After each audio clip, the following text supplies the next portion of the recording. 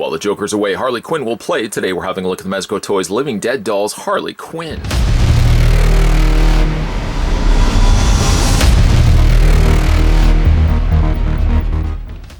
Harley Quinn, the deranged and psychotic poster girl for the terrifying allure of chaos, is the darling of DC Comics. Both adorable and dangerous, Harley Quinn is the Joker's devoted girlfriend. When not up to no good, what pleases Harley the most is making the clown prince of crime happy. Now proudly presenting her in her deranged glory, Living Dead Dolls fashioned her in their signature LDD body, which stands 10 inches tall and features 5 points of articulation.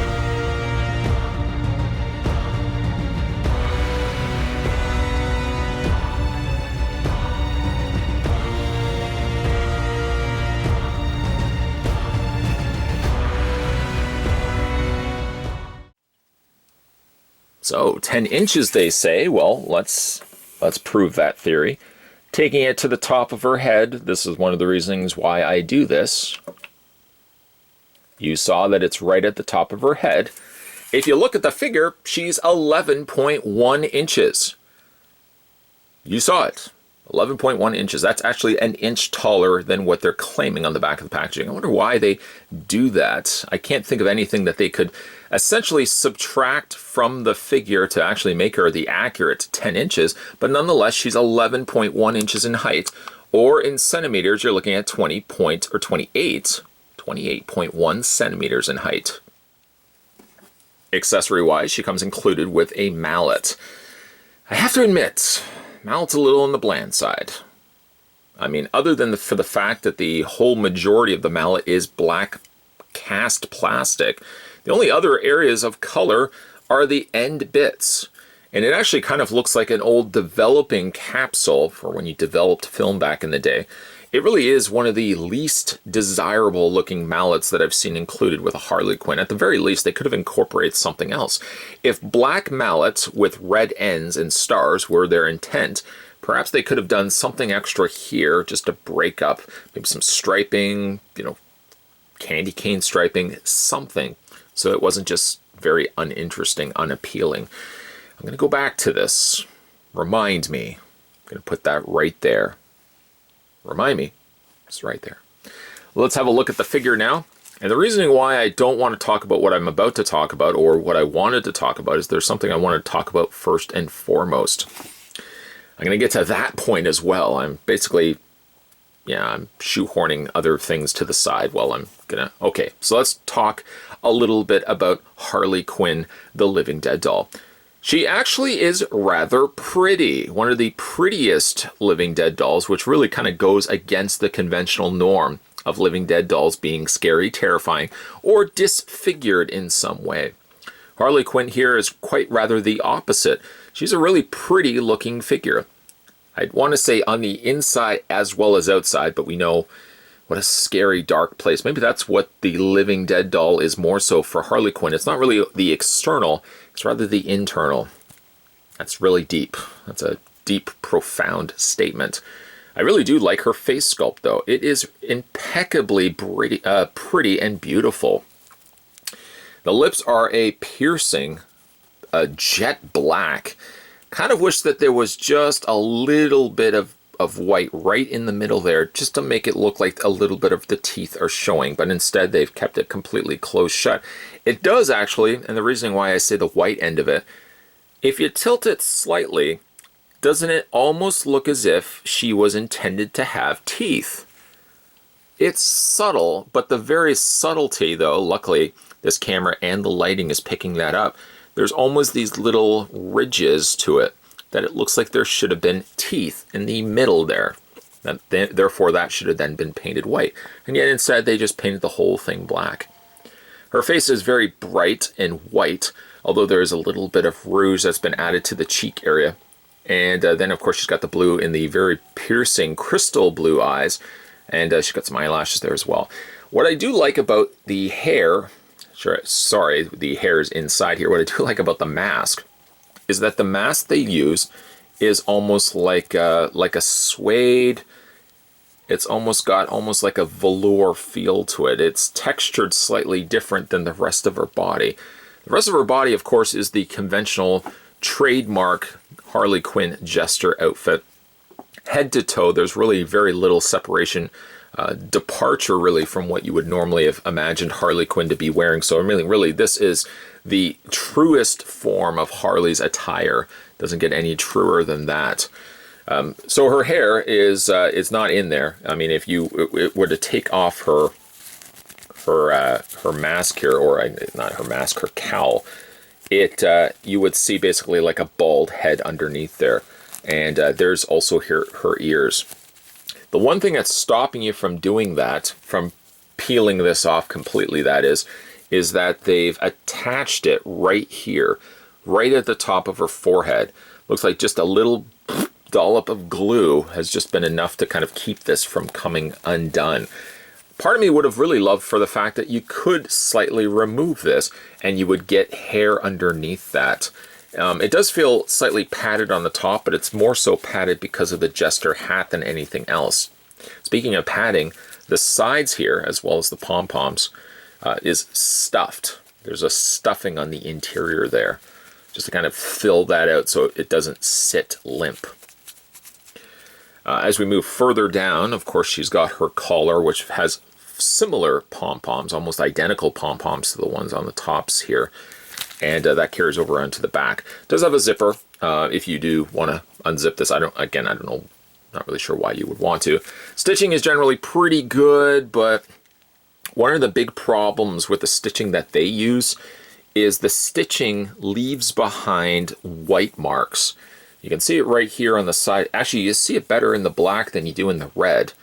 It leaves this white seam mark, almost as if the fabric has been pulled as it's been stitched. It's very present here on the shoulder. It's present down here. I wish this wasn't the case. I have even considered going in there just with a very, not completely dark marker, but maybe like a darker gray, just to see if I can color in some of that area so it doesn't show up as well. I'd obviously have to use a different color right here, but the white is very visible. It's very easy to see. It stands out like a sore thumb. Speaking of thumbs, and I guess speaking of hands, one hand is specifically for holding the mallet. Don't worry, I didn't forget. It's still there. We're going to talk about that in a second. The other hand is completely relaxed. There's nothing you can do with this hand. Then, of course, she's got the little ruffles on the ends. And then we move further down. This is my biggest problem with the figure, and why I want to talk about the mallet in a second. I think her boots are crap. Let me find a more colorful way of saying that. I really have serious problems with the way that the boots are made. One obvious one is the fact that they use the exact same sized zippers on the back of the boots as they did with the back of her torso. Now it works here for the torso because it's large. The torso is a large enough area that you don't notice the zipper as much. The boots, though, stand out. Garishly stand out. They didn't even use red zippers on this side. Instead, just deciding, well, we're going to use the same zipper as we do on this side. It's perfectly fine, because any argument could be made, well, you're going to be looking at it from this side anyways. What's really the big deal? One of the big problems I also have with it is her feet aren't sitting flat. This whole part here is padded. Her feet, if I could push down on them, are actually higher up than where the boots stop. What you ultimately end up getting is you get all this extra that is just more boots than it is the foot. And it makes for the figure to be extremely difficult to stand. I know what you're thinking. You're looking at right now. This guy's full of malarkey. There's no way she stands perfectly fine. Until you bring the mallet in. Cue the mallet. If you get the mallet into her hand, which right off the bat is a little trickier because you have to kind of force it into her clamped hand, there is no way that you can get this figure to properly stand without her toppling forward. Obviously, there's weight moving forward with the mallet, but also the feet aren't flat enough. There's not enough hard plastic underneath to give her stable footing. As a result, like even all this, her boot, her foot stops right there. I feel like this reminds me of going back and getting my shoes when I got shoes when I was younger. Parents would always call over that person, "Excuse me, can you check my son's foot size. Remember they always get that measuring, put your foot in there. Can you feel, they always say, can you feel your foot, your toe right there? Can you feel your toe? Well, I can't feel her toes. Her toes are far back. Her feet are right there. Look how small those feet are, which would work fine if her feet had hard plastic underneath. Because they don't, the figure will fall right over. That would have sucked if that figure had still stayed straight up. So what you end up having to do, and I'm amazed that I could even do this in the beginning of this review, is I sort of had to bend the legs forward and sort of just kind of tilt her head. And it was just enough weight, also bring this back a little bit, it was enough weight to keep the figure stable. But stable is not what, stable 50% of the time is not, it's not good. I would want stability on a figure 100% of the time. And unfortunately, I can't get that all the time with Harley Quinn, especially if you have her on a turntable like I did. That figure's always spinning. The figure toppled over about 6 times at the beginning of this review. It's behind the scenes. Behind the scenes. So I really would have definitely fixed the feet. The feet are the worst aspect of this otherwise rather pretty presentation of Harley Quinn. She defies all odds with her being a living dead doll because there's really nothing scary about her. But the scariest end of her is not her design, it's these stupid shoes. Pardon my French, these are stupid shoes. Okay, talking about her posability. Now her head rotates all the way around on a ball joint. But in addition to that, being that it is also a ball joint means that you can tilt the head side to side and up and down, above and beyond just having it rotate all the way around. The arms hinged out to this extent, and you can also bring them forward and back, and you can also, I think you can also rotate the hands. Well, maybe you actually can't rotate the hands. Legs go forward and back, and about there. About all you're really going to get out of it. This would certainly help as well if you had posable, at the very least, like I said, plastic on the undersoles of her feet, because displaying her on her own, she doesn't have a problem, for the most part. Displaying her, however, with the mallet, now you're talking real problems. Curse you, not so flat feet on Harley Quinn. The one thing that I think is the detractor here from wanting to pick up this figure. That's not fair. I should say she is still worth picking up, especially if you're a fan of Harley Quinn. This is a really nice representation of Harley Quinn as a living dead doll. But man, oh man, those feet really suck. I suppose the feet don't necessarily suck. That's not really the big problem. It's the choices that they made to give her sort of these weird looking slippers that you slip over. I didn't even bother taking them off over the course of this review just because I knew it was going to be a disaster to try to put them back on. But that's the one thing that prevents this figure from being an all-star hit. They should have put plastic on the undersoles, plastic soles on those slippers, just so the figure could actually have stood properly, and at the very least, could actually hold the one accessory that comes included with her. I'm even amazed that in final looks here, she hasn't fallen over yet. Great, now that I've jinxed it, now she's going to be falling over. But in the meantime, she's standing fine. We're going to quickly rush through this.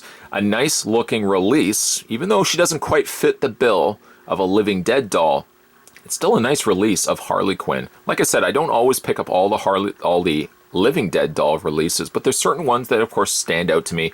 One's more rooted in the movies and comic book realm. This sort of falls into that realm of living dead dolls in the more comic end of it. She really doesn't look anything like a living dead doll. She sort of just really looks like a doll dressed up like Harley Quinn, and that works perfectly fine for me. Blasphemy, I'm sure, would be said by some of the true die-hard living dead doll collectors out there, because this really doesn't fit the profile, but it does definitely fit the profile for me being a big Harley Quinn fan. If you are interested in picking this one up for yourself, sloppy slippers aside, you should be able to find this one out at your local comic book store.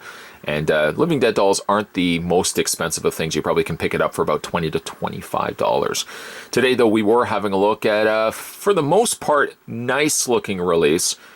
Just really hate those boots. Today we were looking at the Mezco Toyz Living Dead Dolls Harley Quinn with really crappy shoes. Stupid slippers.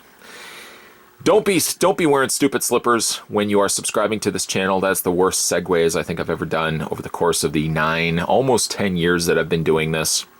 Sloppy slippers aside, if you haven't had a chance to hit that little subscribe button down below, what are you waiting for?